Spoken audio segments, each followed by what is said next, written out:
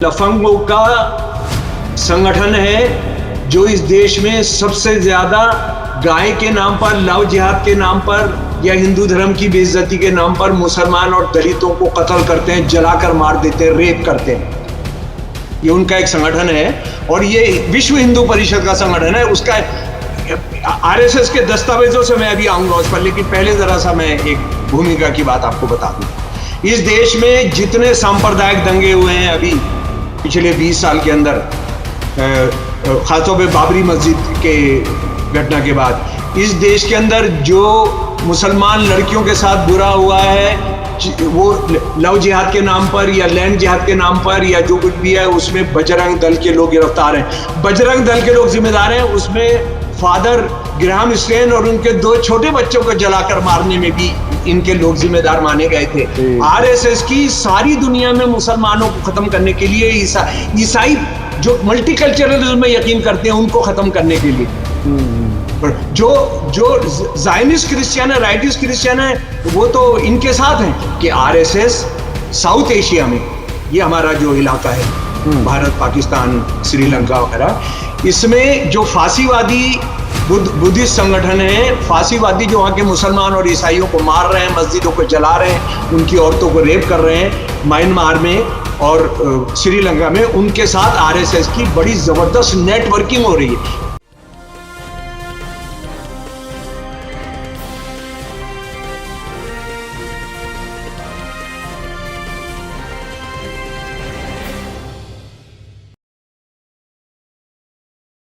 Hello, नमस्कार, आदाब, सत श्री अकाल और अस्सलाम वालेकुम। मैं हूं मोहम्मद अहमद काज़मी, लेकर आया हूं आपका पसंदीदा कार्यक्रम आपके रूबरू।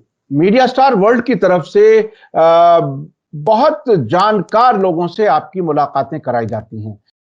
आज हम शमसुल इस्लाम साहब से एक बार फिर मिल रहे हैं और कई इश्यूज हैं जिस पर हम बात करेंगे। आगे बढ़ने से पहले मैं आपको बता दूं कि जो लोग पहली बार देख रहे हैं उनको बताना मैं समझता हूं जरूरी है।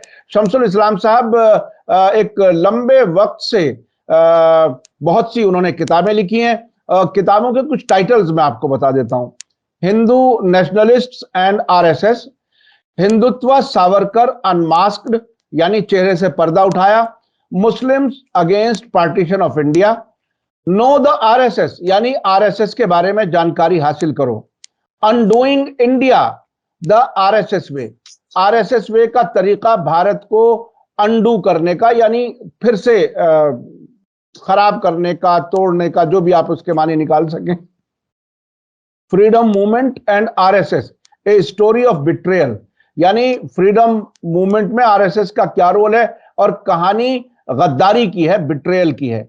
इसके बाद RSS marketing fascism as Hindu nationalism, RSS fascism को, फासीवाद को हिंदू नेशनलिज्म के तौर पर पेश कर रहा है। बहुत सी किताबें आपने लिखी हैं और आपकी जो ये किताब है Muslims against partition of India, इसका मराठी रूपांतर आ रहा है, 12 मई को लॉन्च हो रहा है मुंबई में। बहुत लोग वहां पर इकट्ठे होंगे।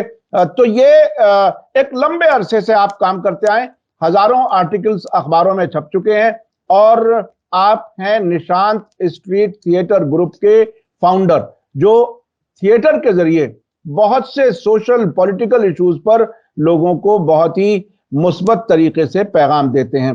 और आज जिन इश्यूज पर हम बात करेंगे वो भी मैं आपको बता दूं। कर्नाटक इलेक्शन में प्रधानमंत्री नरेंद्र मोदी जी कितने व्यस्त हैं कि उसमें जाहिर है कैंपेन में व्यस्त होना अपनी जगह, लेकिन वहां कई ऐसे झूठ बोले जा रहे हैं जो वहीं के लोग बता रहे हैं कि प्रधानमंत्री जी आप झूठ बोल रहे हैं। वो वहां के 2 बहुत बड़े नाम फौज से मुताल्लिक रहे हैं, फील्ड मार्शल जनरल थमैया और जनरल KM करियप्पा, उनके बारे में उन्होंने झूठ बोला एक तकरीर में। और इसके अलावा वो कांग्रेस को टारगेट कर रहे हैं क्योंकि उन्होंने बजरंग दल और PFI दोनों को बैन लगाने की बात की अपने मैनिफेस्टो में। तो बीजेपी कह रही है कि कांग्रेस ने ही राम को कैद किया था और अब हनुमान का नंबर है, यानी हिंदुओं के खिलाफ है कांग्रेस। ये सब बातें हो रही हैं। इसके अलावा प्राइम मिनिस्टर के ऑफिस से जुड़े हुए होने का दावा करने वाले कई लोग पकड़े जा चुके हैं अभी तक। और उनके बारे में मीडिया में यह कहा जा रहा है कि ये तो धोखेबाज हैं। लेकिन क्या इसकी कोई और इन्वेस्टिगेशन की कोई जरूरत है? ये बहुत बड़ा सवाल है। इस पर हम बात करेंगे। और महाराष्ट्र के deputy chief minister Devendra Fadnavis की पत्नी अमृता फडणवीस की भी एक बड़ी दिलचस्प कहानी आ रही है। इस सब पर बात होगी, आप लोग आखिर तक जरूर देखें। अब से पहले कई ऐसी वीडियो हमारे प्लेटफॉर्म पर शमसुल इस्लाम साहब की आ चुकी हैं जो मिलियंस में लोग देख चुके हैं। जनाब शमसुल इस्लाम साहब, वेलकम है आपका। आप हमें वक्त दे देते हैं, उसके लिए बहुत बहुत शुक्रिया। आप कर्नाटक से बहुत ही अलग किस्म के नतीजे आने की लोग उम्मीद किए हुए हैं। ऐसे वक्त में मोदी जी क्या कुछ बोल रहे हैं, उसके बारे में जरा आप बताइए। जी, बहुत बहुत शुक्रिया। आप मुझे मौका देते हैं मीडिया स्टार वर्ल्ड की तरफ से। साथी लोग, दोस्त लोग सुनना चाहते हैं। आपके चैनल पर बहुत सारे लोग वो भी सुनते हैं जो गाली देने बाद में गाली देते हैं, लेकिन अच्छा लगता है जो कि वो सब भी सुन रहे हैं ताकि कभी उनको अकल आए और समझ में आए कि गाली देने से नहीं बल्कि सच्चाइयों को जांचने से पता लगेगा। और अगर हम झूठ बोल रहे हैं तो हमें बताएं। लेकिन वो गाली बकते हैं, ये नहीं बताते हैं कि इसमें क्या झूठ है, वो सिर्फ गाली बकते हैं। और बहुत सारी बार मेरा नाम, मेरी माँ का नाम, जिस परिवार से आता हूँ, जिसपे मेरा कोई चॉइस नहीं, ना नाम मैंने रखा, ना धर्म मैंने चूज किया था, ना माँ का पेट मैंने चूज किया था, लेकिन वो सबको गाली बकते हैं। मैं अभी हाल ही में लौटा हूँ कर्नाटका से जनाब काजमी साहब।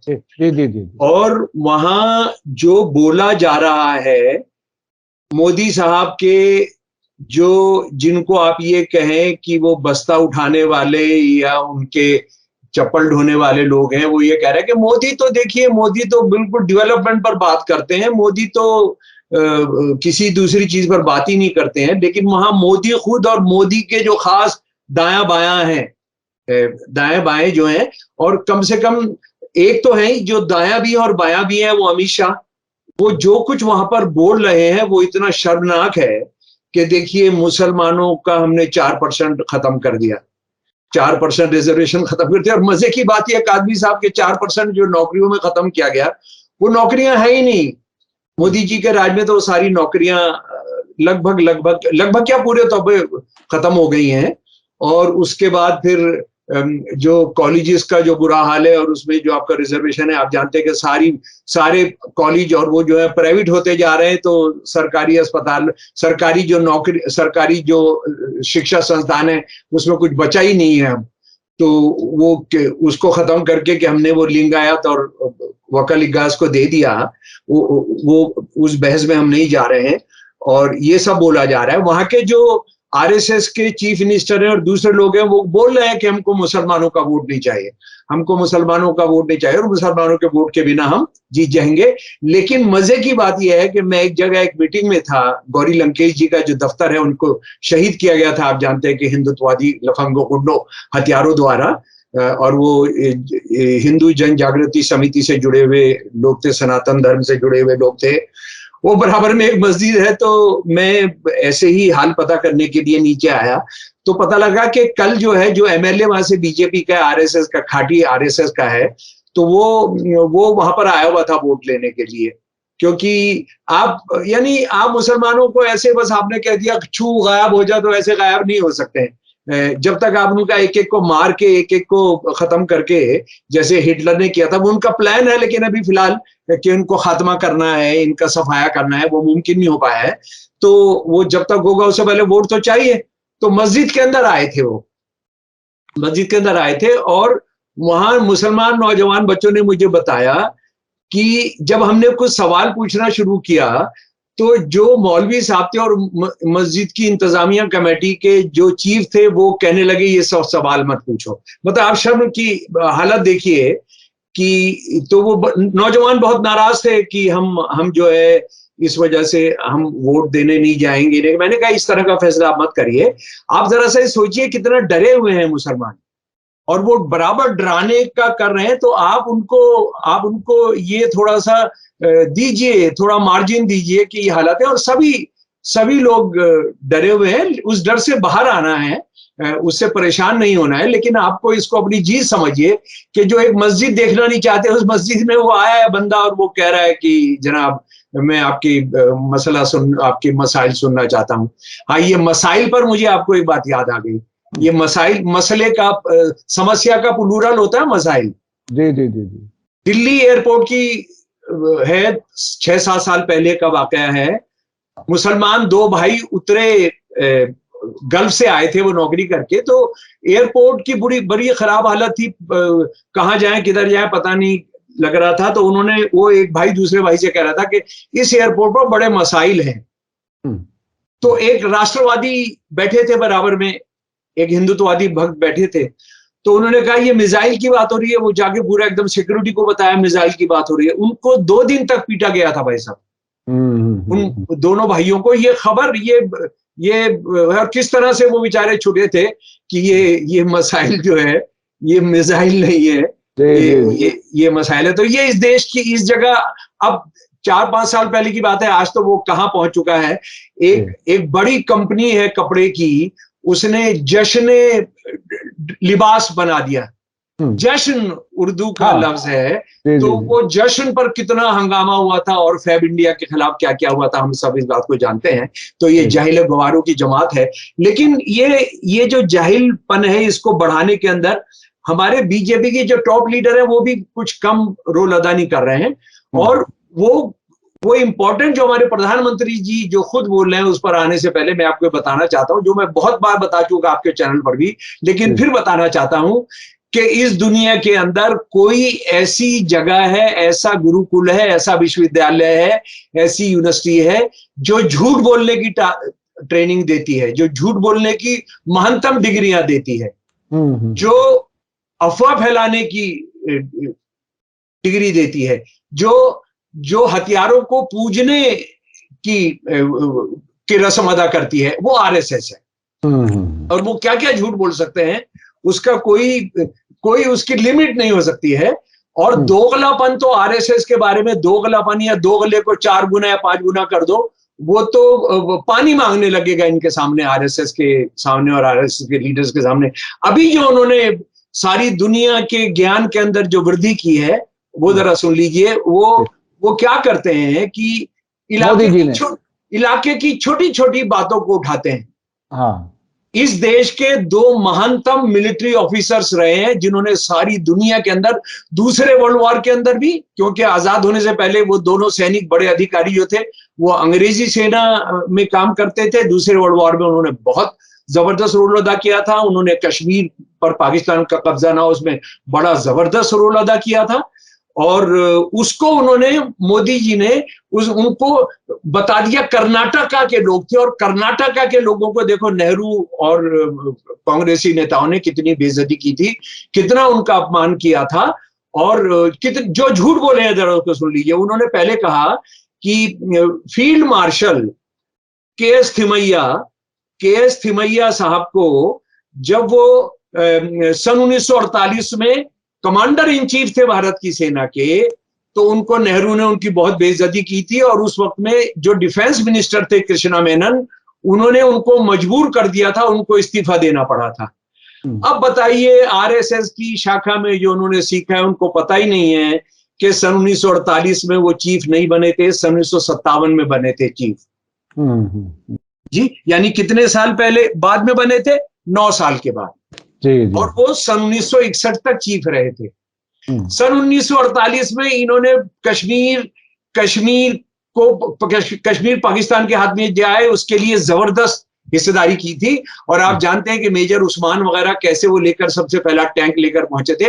और कश्मीरी मुसलमान शेख अब्दुल्ला के नेतृत्व में उन्होंने वो जो बलात्कारी, वो जो गुंडे, जो ट्राइबल थे, जो वो सेना थी, पाकिस्तानी सेना थी, उसका कैसा मुकाबला किया था उन्होंने, उसको हम सब जानते हैं। अच्छा, दूसरी बात जो है कि वो देखिए, कांग्रेस ने ऐसा किया, कांग्रेस ने ऐसा किया।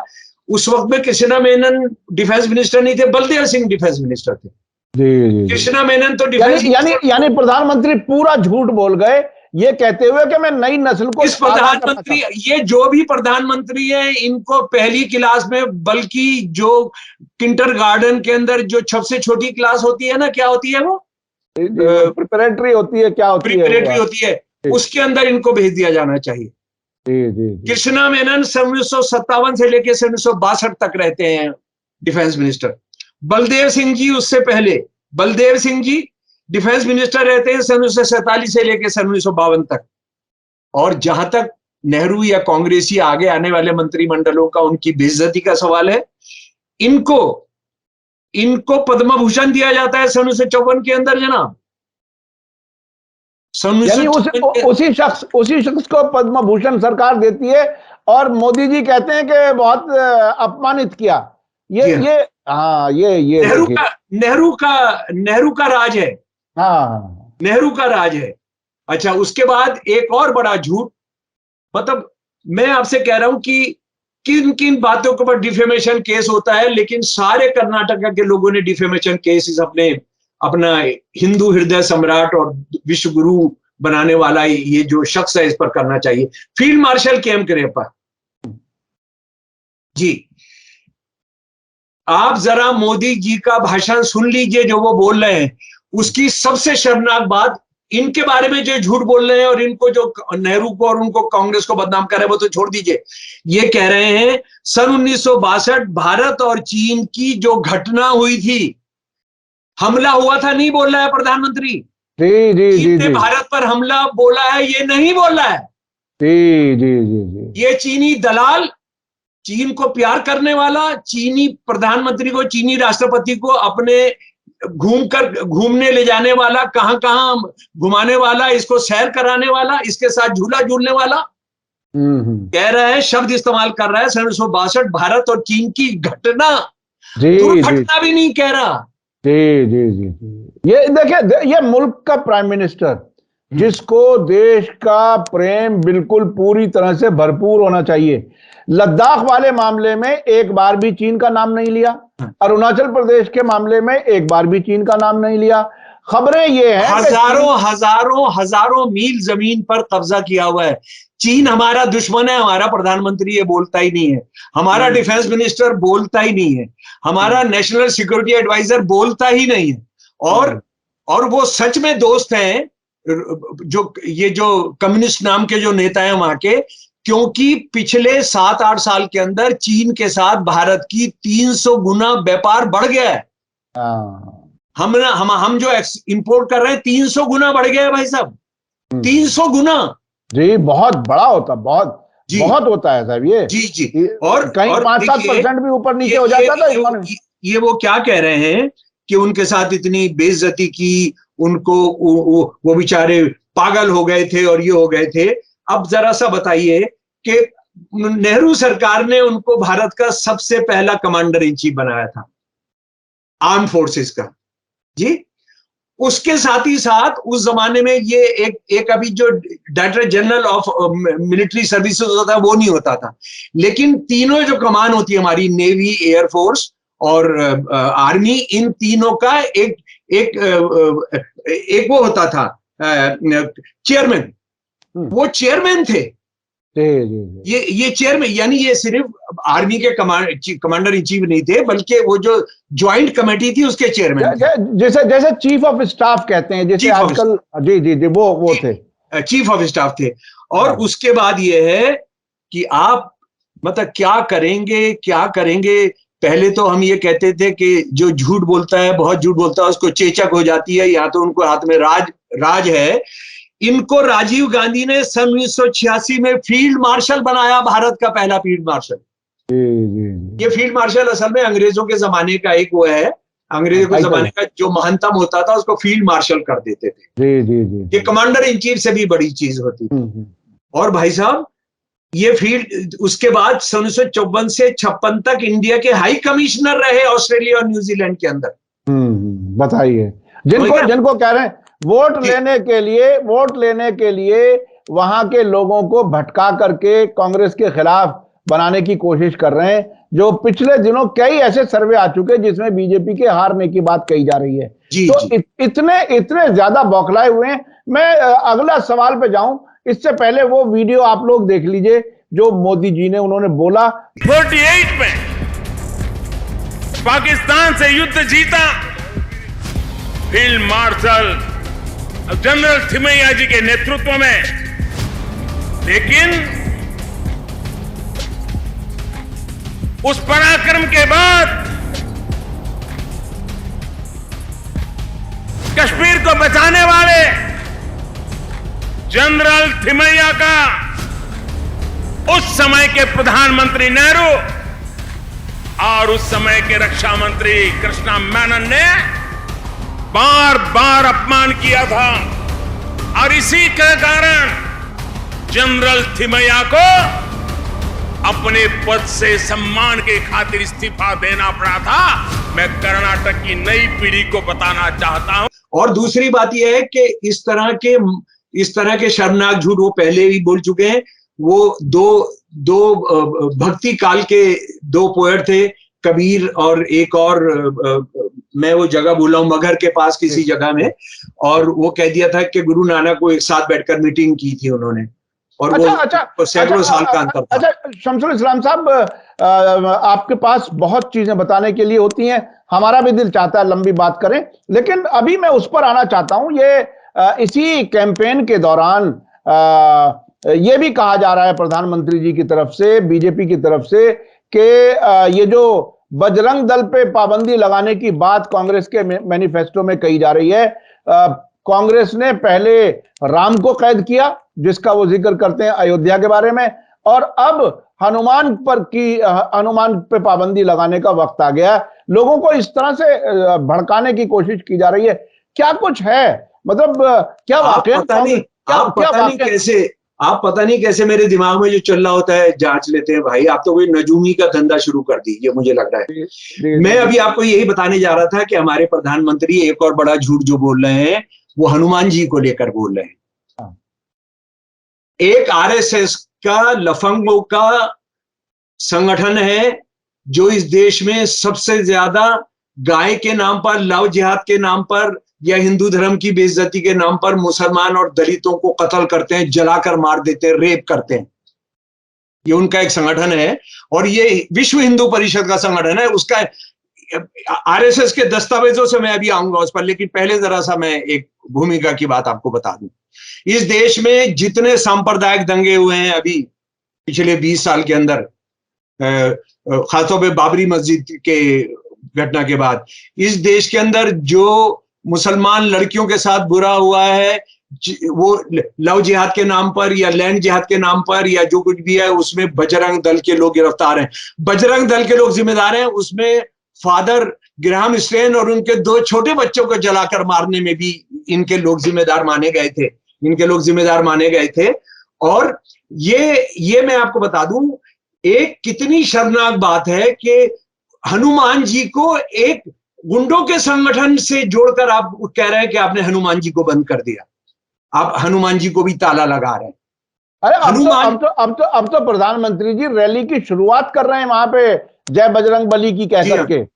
वो उस तरह से देखिए, अभी आपकी बात थोड़ी आगे बढ़े। पिछले कुछ वर्षों में हमने देखा कि आरएसएस के लोगों ने हनुमान की एक गुस्से वाली तस्वीर गाड़ियों के पीछे शीशे पे लगाई, और बिल्कुल वो आंखें घूरती हुई, जैसे कि हर आदमी जो भी उसको देखे वो डरे हनुमान से। वो आपको बता दूं, वो केरल से शुरू किया, विश्व हिंदू परिषद ने केरल में शुरू किया। और हनुमान इतने सीधे, इतने सज्जन, इतना प्यार करने वाले, आप जानते हैं उनका जो कैरेक्टर है, लेकिन आज एक डरावने भगवान के रूप में उनको पेश किया जा रहा है। और आप ये देखेंगे कि ये इनका हिंदुत्ववादी जो ये संगठन है, ये चाहे बजरंग दल हो या सब हो, वो उसको फ्री में बांटते हैं, उसको फ्री में उसका स्टिकर लगवाते हैं, जहां तक मेरी जानकारी है। अभी मैं कर्नाटका में देख रहा था कि जहां मुसलमान हिंदू इलाका मिक्स है, तो वहां जहां हिंदू आबादी शुरू होती है, मतलब साथ साथ रह रहे हैं, तो वहां यही झंडे, अब वो केसरिया झंडा नहीं लगा होता है सिर्फ ये। अब ये बहुत बहुत गुस्से वाले भगवान हनुमान होते हैं। और हनुमान आप अच्छा, जानते ये तो अच्छा इसमें हिंदू धर्म की सेवा कैसे हो सकती है जिसमें राम का नाम कहीं पब्लिक में अगर कोई अचानक ऊंची आवाज से बोल जाए तो लोग डर के भाग जाएं? तकरीबन ऐसी हालत कर दी है। जी जी जैसे कि अभी अतीक के कत्ल के फौरन बाद जय सिया राम का नारा लगा।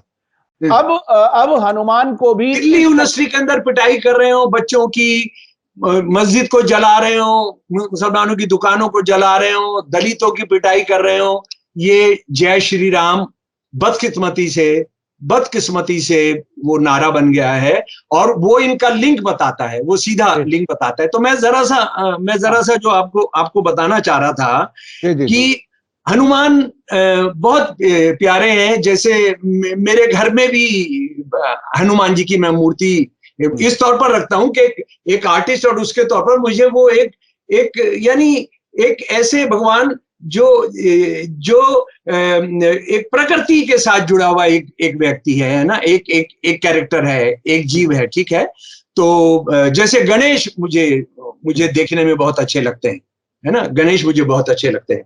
तो अब ये जो है जरा सा आप समझ लीजिए कि कैसे हनुमान जी को इन्होंने किस संगठन से जोड़ दिया। उस संगठन के बारे में मैं आरएसएस के दस्तावेजों के पास आपको आना चाहता हूं। अच्छा, एक बात आप ये समझ लीजिए, इनके इतने गुप्त संगठन हैं, लेकिन उन गुप्त संगठनों के बारे में इन्होंने क्या किया कि जब बहुत ऊंचे भाव हो रहे थे हिंदुत्व के, और ऐसा लग रहा था कि अटल बिहारी वाजपेयी की सरकार बन जाएगी, आरएसएस की पहली सरकार बन जाएगी, तो एक दामोदर सापरे हैं आरएसएस के बड़े आदमी जो दिल्ली के हेडक्वार्टर में रहते हैं, उन्होंने किताब लिख डाली। उस किताब का नाम था परम वैभव के पथ पर, यानी महान ग्लोरी के रास्ते पर, परम वैभव के सबसे ऊंचे दर्जे की शान के रास्ते पर, आरएसएस के बारे में था। और उसमें ये लिखा कि स्वयंसेवक जितने प्रकार के कार्य करते हैं उनके परिचय के बिना संघ का कार्य अपूर्ण है। इस बात को ध्यान में रखते हुए स्वयंसेवकों द्वारा किए जा रहे विविध कार्यों की संक्षिप्त जानकारी इस पुस्तक में प्रस्तुत की गई है। इसमें भाई साहब लगभग 66 संगठन है, और 66 संगठन जो हैं उसमें से बहुत सारे किस तरह से काम कर रहे हैं, जरा उसके बारे में सुन लीजिए। साथ ही स्थानीय स्तर पर अन्य संगठनों का और अन्य विचारधारा वाले लोगों का सहयोग सहजता से ले पाने की दृष्टि से स्थानीय और प्रांतीय प्रयासों को संगठन या संस्था का रूप न देते हुए मंच का रूप देना अधिक उपयुक्त होता है। हिंदू जागरण की दृष्टि से ऐसे मंच इस समय 17 देशों में विभिन्न नामों से, 1997 की किताब है सर, 1957 की नामों से कार्यरत है। जैसे दिल्ली में हिंदू मंच, तमिलनाडु में हिंदू मुनानी, महाराष्ट्र में हिंदू एकजुट। ये मंच है, संस्था या संगठन नहीं, इसलिए इनमें सदस्यता, पंजीकरण, चुनाव इत्यादि आवश्यक नहीं है। मैं फिर पढ़ दूं सर, इसलिए इनमें सदस्यता, पंजीकरण, चुनाव इत्यादि आवश्यक नहीं है। यानी पूरी तरह से खुफिया किसी भी प्लान पे काम करो, कोई पकड़ में ना आए। जी हाँ जी, इसका मकसद यही हुआ ना? जी हाँ जी, बिल्कुल बिल्कुल। इसी तरह से जैसे आजादी से पहले मुस्लिम लीग ने गुंडों का एक संगठन बनाया था, मुस्लिम नेशनल गार्ड, और वो यही काम करते थे। जो मुस्लिम लीग का विरोधी था, जो टू नेशन थ्योरी का विरोधी था, हाथ पैर तोड़ते थे, मस्जिद में जाके आग लगा देते थे जो मस्जिद थी, वही बिल्कुल गुप्त संगठन था, गुप्त।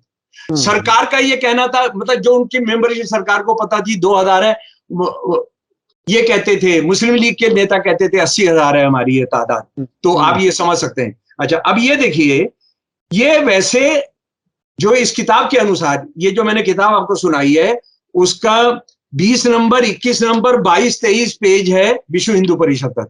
उसमें बताया गया है कि विश्व हिंदू परिषद ने इसको बनाया है, और विश्व हिंदू परिषद ने इसको ही नहीं, दुर्गा वाहिनी को भी बनाया है। ठीक है। 1997 में इसके 2700 सदस्य थे और 1100 सदस्य थे। अभी जो बजरंग दल की नई वेबसाइट है वो कब वापस हो जाएगी पता नहीं, उसमें भी कहीं जिक्र नहीं है कि इसकी मेंबरशिप होती है। आप मेंबरशिप ले लीजिए, उसमें है कि ये 90,000 के करीब पहुंच चुके हैं। और ये मुझे पहली बार पता लगा, क्योंकि मैं 40 साल से रिसर्च करता हूं, क्योंकि वो तारीखें बनाते रहते हैं कि बजरंग दल की जो स्थापना है 38वां फाउंडेशन डे 2022 में बनाया गया, और ये जो है शायद 1984 में बनाया गया। आप देखिए 1984 जब सिखों के कत्लेआम होने वाला है, अक्टूबर 8 को बनाया गया, ये अक्टूबर 8 को बनाया गया जनाब। और नवंबर के पहले सप्ताह में आप जानते हैं कि कैसे सिखों का कत्लेआम सारे देश के अंदर हुआ था। तो ये मुसलमानों के लिए बनाया गया था, किसके लिए बनाया गया था हमको पता नहीं है, ठीक है। लेकिन मैं आपको ये बात बता देना चाहता हूं कि बजरंग दल के बारे में 2 सवाल बहुत अहम है। नंबर 1 बात यह है कि नॉर्वे का एक कातिल है जिसने 22 जुलाई 2011 को एंड्रे ब्रेविंग, जिसने 90 से ज्यादा लोगों को, जो वहां की सोशलिस्ट पार्टी थी, रूलिंग पार्टी थी, उसके नौजवानों को मारा था।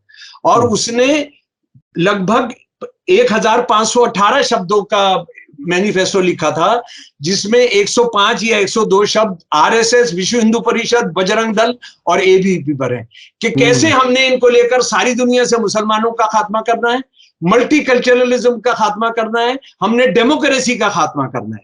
ये एंड्रे ब्रेविंग का, आप जाइए और देख लीजिए उसका मैनिफेस्टो जी।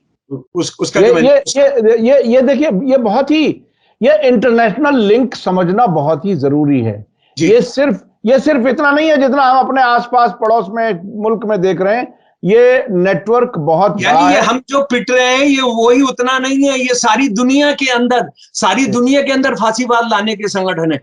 और ये एंड्रे ब्रेविंग कह रहा है कि इनकी बहुत बेहतर भूमिका होगी आरएसएस की सारी दुनिया में मुसलमानों को खत्म करने के लिए, ईसाई जो मल्टीकल्चरलिज्म में यकीन करते हैं उनको खत्म करने के लिए।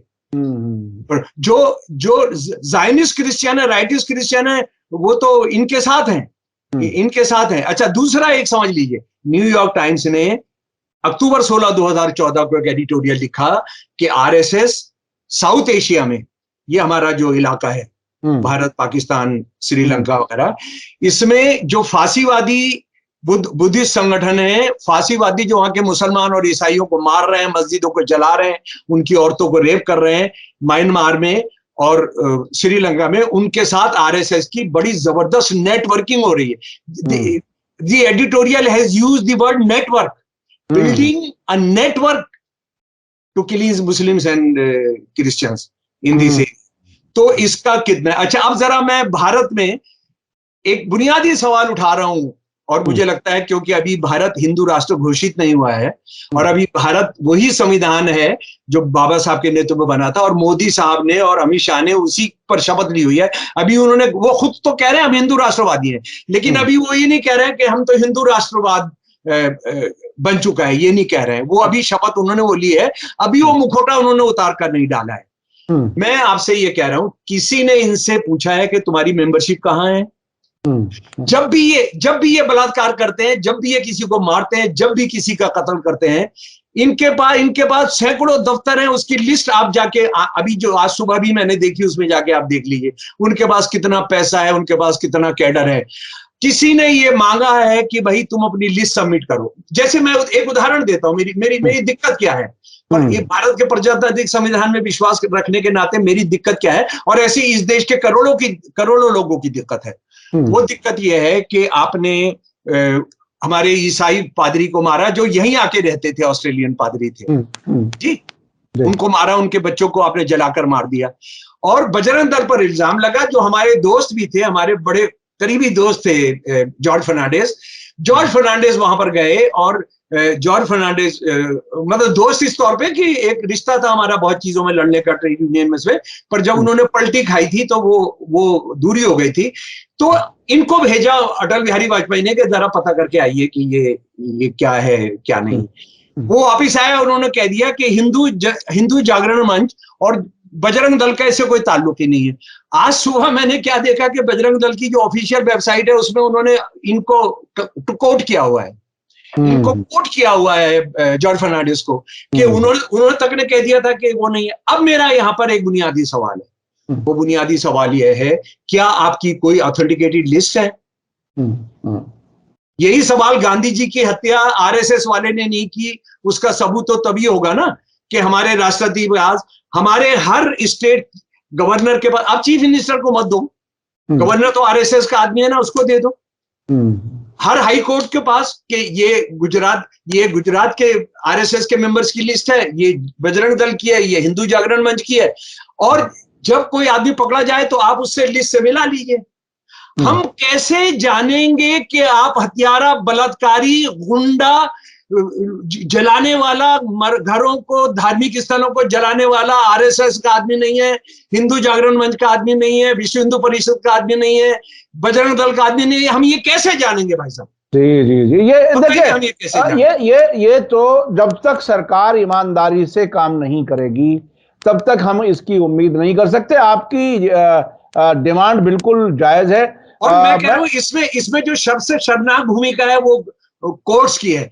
कोर्ट्स ने ये आदेश देना चाहिए सो मोटो कि आप ये लिस्ट हर उसका पेश करो और जुर्म के अंदर आप फॉलो करिए। ये जो आप इनके मेंबर हैं, इनका फोन टैप करिए, बाकी सबका तो आप फोन टैप करते हैं, है ना? जी, जी। हम आज दिल्ली में गांधी पीस फाउंडेशन में मीटिंग करना चाहते हैं भाई साहब, मीटिंग नहीं कर सकते। पुलिस वाले कहते हैं कौन बोलेगा उसका पूरा डाटा चाहिए, उसके माँ बाप, दादा, गांव का जो हिस्सा लेने आएंगे उनको दीजिए।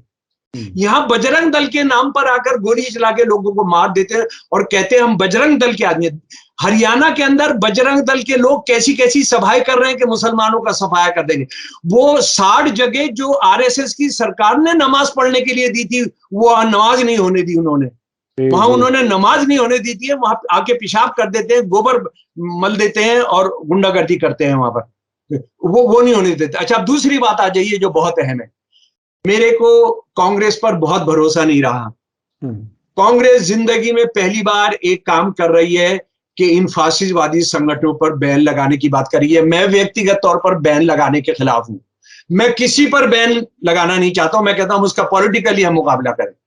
कांग्रेस ने बैन लगाने की बात की, इसका मतलब वो लड़ना चाहते। और आप जो कह रहे हैं कि वो पहले भगवान राम को बंद किया था, अब इनको बंद कर रहे हैं। मैं इनको बताना चाहता हूं कि ये जो मामला है राम मंदिर का और बाबरी मस्जिद का, ये तो कांग्रेस ने परोसा है आरएसएस को। आरएसएस ने तो 15 अगस्त 1947 से पहले अपना कभी उठाया ही नहीं राम मंदिर का सवाल।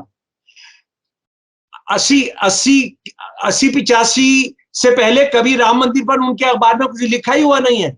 देखिए, सन 1949 के अंदर रामलला प्रकट होते हैं कांग्रेस के राज में। बाबरी मस्जिद का दरवाजा खुलता है कांग्रेस के राज में। उसमें शिला पूजन होती है कांग्रेस के राज में। जमीन एक्वायर की जाती है कांग्रेस के राज में। जो जमीन तमाम वक्त की है, जो जमीन उस मस्जिद की है, ये सारा का सारा कांग्रेस के राज में होता है। अरे कांग्रेस ने तो आपका रास्ता प्रशस्त किया है। आपका जो परम वैभव पथ है वो कांग्रेस ने प्रशस्त किया है। लेकिन कांग्रेस में एक लड़का, एक आदमी है और उसकी बहन है जो समझ गई है कि कांग्रेसियों ने देश का क्या हाल किया है। और वो ये बहुत बहादुरी का कदम है काजमी साहब, और इसको कांग्रेसियों ने लड़ना चाहिए। हालांकि कांग्रेस में जैसे ये मध्य प्रदेश वगैरह का जो उसका कांग्रेस का चीफ है वो आरएसएस का ही आदमी है। क्या नाम है उसका? मध्य प्रदेश सेठ भी है, जो चीफ मिनिस्टर भी रह चुका है। जी जी। हाँ। ये आरएसएस वाले सारे भरे हुए। लेकिन अगर देखिए, कांग्रेस को समझ लेना चाहिए ये देश बचेगा तो कांग्रेस बचेगी, देश का डेमोक्रेसी बचेगी तो कांग्रेस बचेगी। और आज वो इस देश के सेकुलर ढांचे को बचाने की कोशिश कर रहे हैं। और चाहे हार जाए या जो भी हो जाए, इस लड़ाई को उनको लड़ना पड़ेगा। इस लड़ाई को उनको लड़ना होगा। अच्छा शमसुल इस्लाम साहब, हमने चूंकि शुरू में वादा किया था, एक और इशू है जिस पर हमें बात करनी है, वक्त बहुत कम रह गया। जी, ये जो प्राइम मिनिस्टर ऑफिस से जुड़े हुए लोगों का एक तांता एक के बाद एक सामने आ रहा है और उनकी गिरफ्तारियां भी हो रही हैं, और उन्हें यह बताया जा रहा है कि ये धोखा देने वाले लोग थे, ये नकली अपने आप को पेश कर रहे थे। सब कश्मीर से तो ऐसी रिपोर्टें हैं कि सरकारी सारे संसाधन उन्होंने इस्तेमाल किए हैं। क्या सरकार में आईपीएस, आईएएस लेवल के लोग कभी हेडक्वार्टर से कंफर्म नहीं करते कि साहब ये आदमी हमारे पास आया है? आजमी साहब, इस वक्त इन देशों के जो लोग, जिन देशों लोगों के हाथ में है ना, उनको ना दिख रहा है, ना समझ में आ रहा है, ना सुनाई दे रहा है। ये सारे केस, एक 3 केस तो हैं, अमृता वाला केस भी आपने बोला था, ये चारों केस सीधे के सीधे प्रधानमंत्री के दफ्तर से जुड़े हुए हैं, चीफ मिनिस्टर, आरएसएस बीजेपी के चीफ मिनिस्टर से जुड़े हुए हैं। आप हम जरा शुरू करते हैं किरण पटेल से, पहले भी हम बात कर चुके हैं।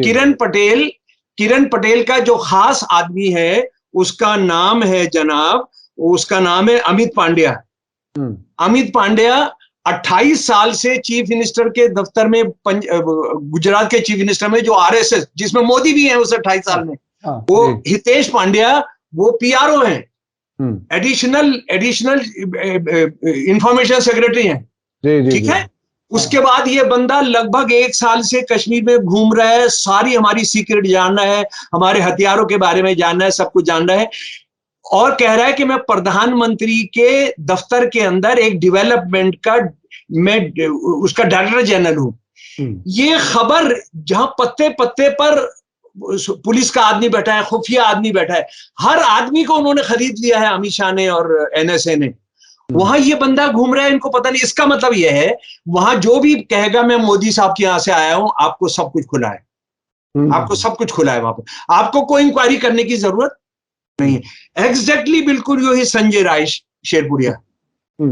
शेरपुरिया साहब जो हैं, वो क्या उनका धंधा है, और बहुत सारे लोग ये समझ रहे हैं कोई यूपी के हैं, उनका बहुत गहरा रिश्ता गुजरात से है। उनकी जो एडवाइजरी कमेटी, जो उन्होंने खरबों रुपया जमा किया है या सैकड़ों करोड़ रुपया जमा किया है, उसके सारे एडवाइजर्स रिटायर्ड गुजरात के आईएएस, रिटायर्ड गुजरात के आईपीएस, और गुजरात में रहने वाले कुछ मिलिट्री ऑफिसर्स हैं। आप इनका कितना गहरा संबंध है आरएसएस और प्रधानमंत्री के दफ्तर से और आरएसएस के दफ्तर से, कि इन्होंने 25 लाख रुपया आरएसएस का एक खास पाला हुआ आदमी, जो आजकल लेफ्टिनेंट गवर्नर है जम्मू एंड कश्मीर का, ये गाजीपुर से है वैसे, 2019 के चुनाव में 25 लाख रुपए अनसिक्योर्ड लोन।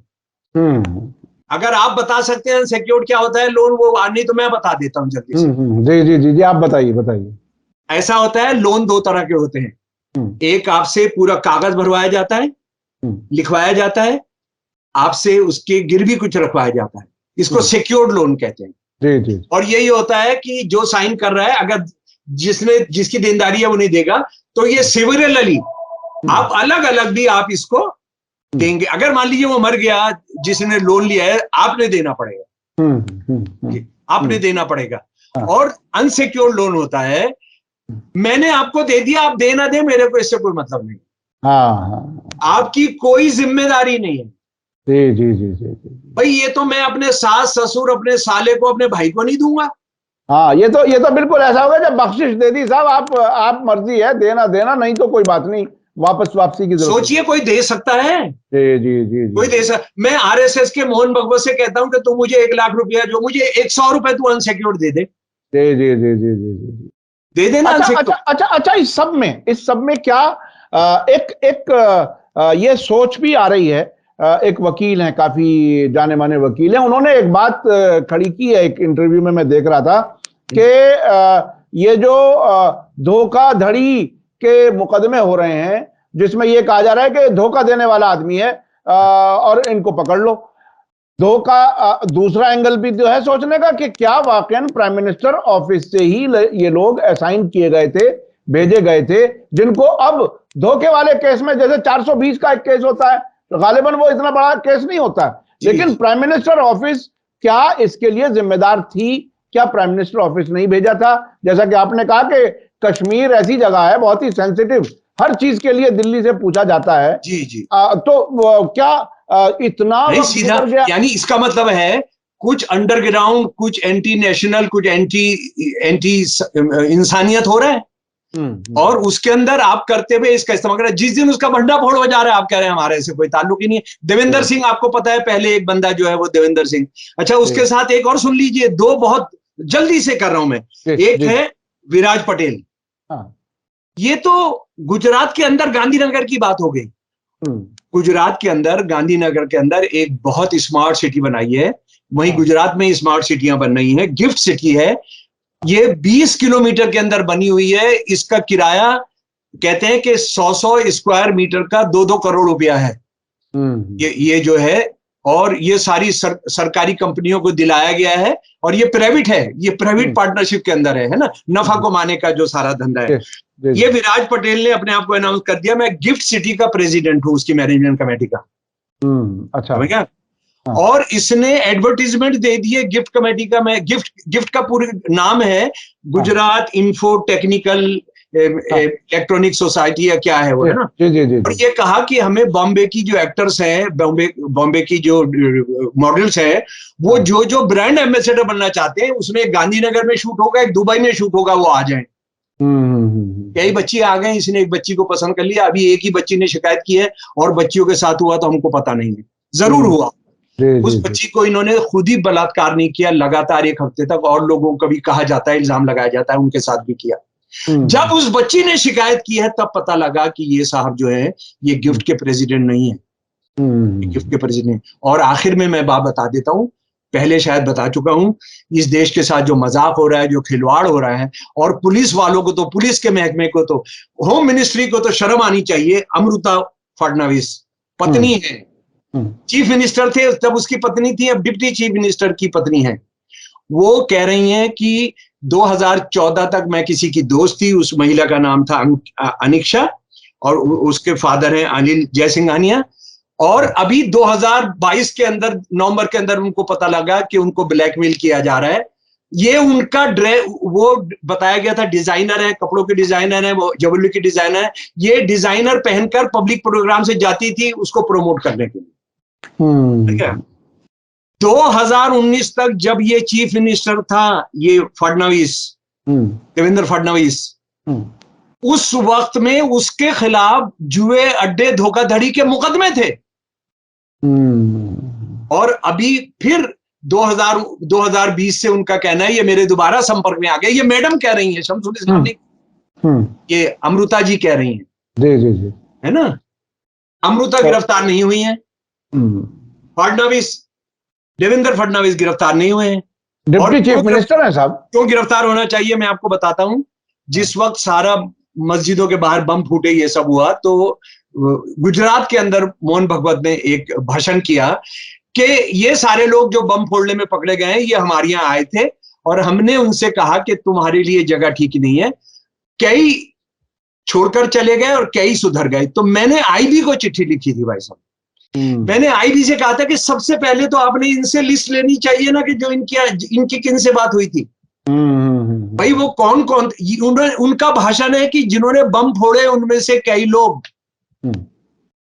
इससे बड़ा सबूत क्या हो सकता है कि आरएसएस का प्रमुख खुद बता रहा है कि बम फोड़ने वाले मुझसे लोग मिले, और ऑन रिकॉर्ड है, उसके बावजूद एजेंसियां उन पर कोई कार्रवाई नहीं कर रही, यानी वो कानून से ऊपर हो गए।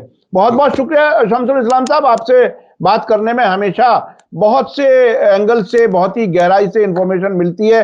हमारे दर्शक भी आपको काफी पसंद करते हैं। कई इश्यूज पर, खासतौर पर जो मोदी जी ने कर्नाटक के बड़े फौजियों का जिस तरह से उन्होंने जिक्र किया कांग्रेस के खिलाफ, उसका आपने बहुत ही शर्मनाक है, वो आपने बताया। राम को कैद करने का और हनुमान को कैद करने का जो इल्जाम है, उसका भी बताया कि कांग्रेस ने किस हद तक सब कुछ परोस करके आरएसएस के हाथ में दे दिया, मोती प्रकट होने से और शिलान्यास तक, ये सब उन्होंने करके दिया। तो आखिर अब लड़ना भी चाहते हैं, देर आया दुरुस्त आया। जी, बहुत बहुत शुक्रिया। मैं इसी के साथ लेता हूं इजाजत। धन्यवाद, शुक्रिया। जय भारत, जय हिंद। मीडिया स्टार वर्ल्ड के और वीडियो देखने के लिए हमारे चैनल को सब्सक्राइब करें और सीधे नोटिफिकेशन पाने के लिए बेल आइकन दबाएं। और अगर हमारी खबर सच्ची और अच्छी लगे तो अपने व्हाट्सएप, इंस्टाग्राम, फेसबुक और ट्विटर अकाउंट पर जरूर शेयर करें।